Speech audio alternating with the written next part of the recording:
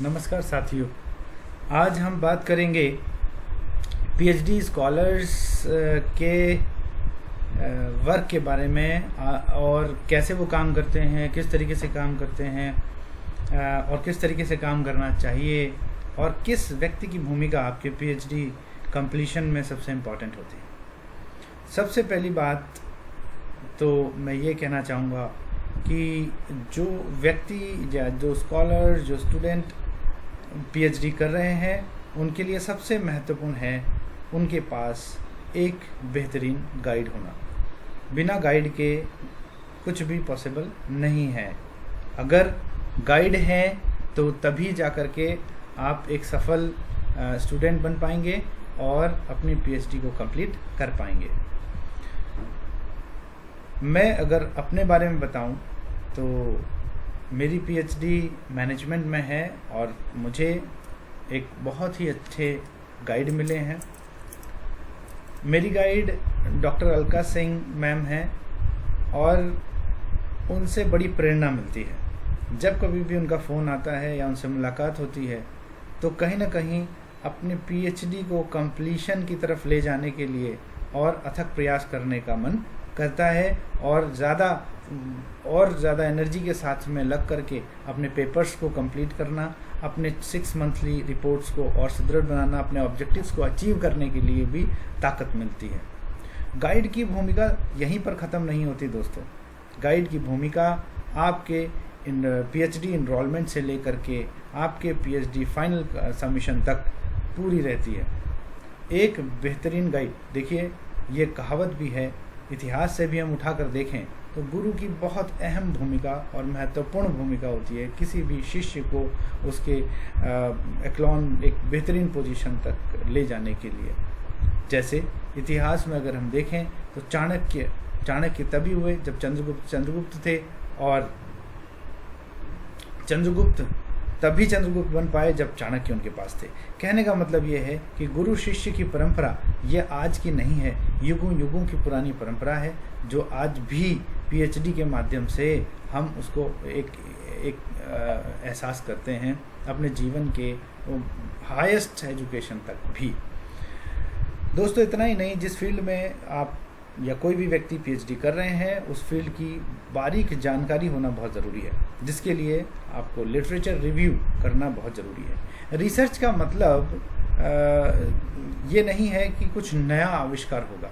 Research का मतलब शब्द अपने आप में, रिसर्च शब्द ही अपने आप में बताता है कि we are researching, means we are searching which is already searched.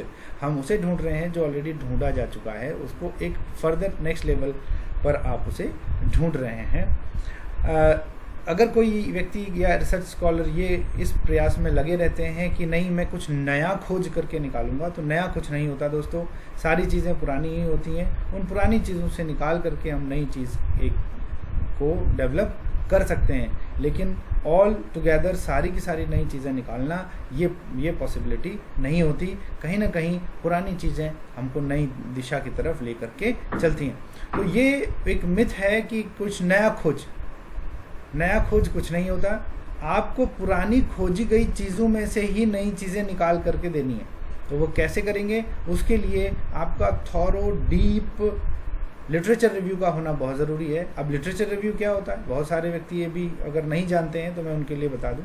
Literature review का मतलब है कि जिस भी फील्ड में आप अपनी पीएचडी कर रहे हैं उस फील्ड में आप रिसर्च पेपर निकालें, उसके पुराने रिसर्च की थीसिस निकालें, जो ऑलरेडी बहुत सारे रिसर्चर्स ने काम किया है उसे निकालें, उसे पढ़ें और उसको अपने रेफरेंसेस में भी दे सकते हैं, जिसमें कि आपको डीप नॉलेज हो जाएगी और आप एक डेफिनेट डायरेक्शन भी आपको मिल जाएगा, जिस डायरेक्शन की वजह से आप अपने स्टडी में, अपने रिसर्च में और आगे बढ़ सकते हैं। दोस्तों इतना ही नहीं, रिसर्चर के लिए महत्वपूर्ण है उसका एनवायरनमेंट भी।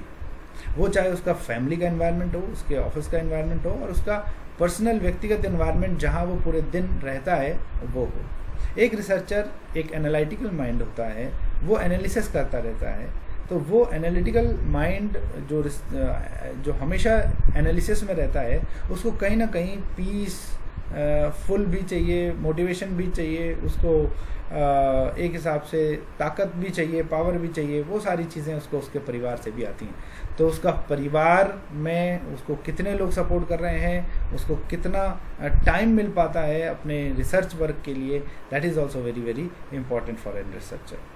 अब बात करते हैं कि क्या शेड्यूल होना चाहिए एक रिसर्च स्कॉलर का, किस तरीके से वो शेड्यूल बनाए कि वो अपने रिसर्च को टाइम दे पाए।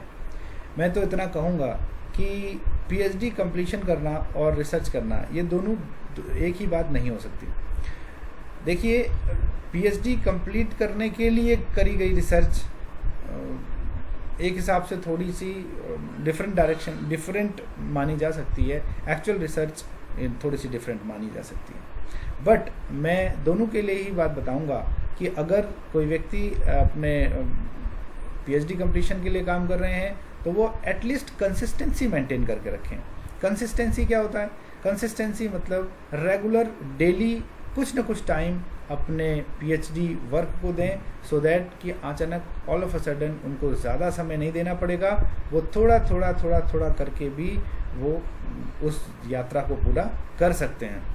अदरवाइज़ बहुत सारे स्कॉलर्स को थक हार करके रास्ते में ही ये जर्नी छोड़नी पड़ती है और इसमें लगभग 40% पीएचडी स्कॉलर इस यात्रा को छोड़ देते हैं। Rather we can say 50%, because बहुत सारे लोग इसको करते तो हैं लेकिन विद इन टाइम फ्रेम में नहीं कर पाते। उनको भी अगर हम देखें तो 50% लोग ही विद इन टाइम फ्रेम में अपनी पीएचडी डिग्री को हासिल कर पाते हैं। उसका कारण सिर्फ और सिर्फ कंसिस्टेंसी की कमी होती है और जो इच्छा शक्ति है, जो पुरुषार्थ वो कर सकते हैं उस ड्यूरेशन में जो उनको करना चाहिए वो करने में असमर्थ होते हैं। तो मेरी रिक्वेस्ट है कि कंसिस्टेंसी ये बहुत इम्पॉर्टेंट है, सिर्फ पीएचडी के लिए ही नहीं, लाइफ के हर एस्पेक्ट में कंसिस्टेंसी इज़ वेरी इम्पॉर्टेंट। इस चीज़ को ध्यान में रखते हुए हमारे रिसर्च स्कॉलर्स, जितने भी भाई लोग आप लोग सुन रहे हैं, जितने भी मेरे ऑडियंस सुन रहे हैं, उन सबसे रिक्वेस्ट है कि आप सभी कंसिस्टेंटली थोड़ा प्रयास भी डेली करेंगे तो आपका research work complete with in the time frame हो जाएगा। एक कहावत भी है ना कि journey of the miles begin with a single step.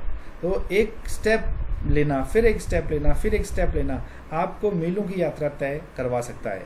But अगर आप सोचें कि एक ही दिन में और या एक ही घंटे में या एक ही पल में मीलों की यात्रा करी जा सकती है तो वो पॉसिबिलिटी नहीं बन पाती और आदमी वहीं पर ही उसके हौसले पस्त हो जाते हैं और वहीं पर ही वो मैदान छोड़ देता है। तो इसके लिए चाहिए consistency. It is very very important in all the fields, not only in PhD but in all the fields. My dear friends, all the very best and keep consistent always whatever you are doing in your life. Thank you so much for watching this video.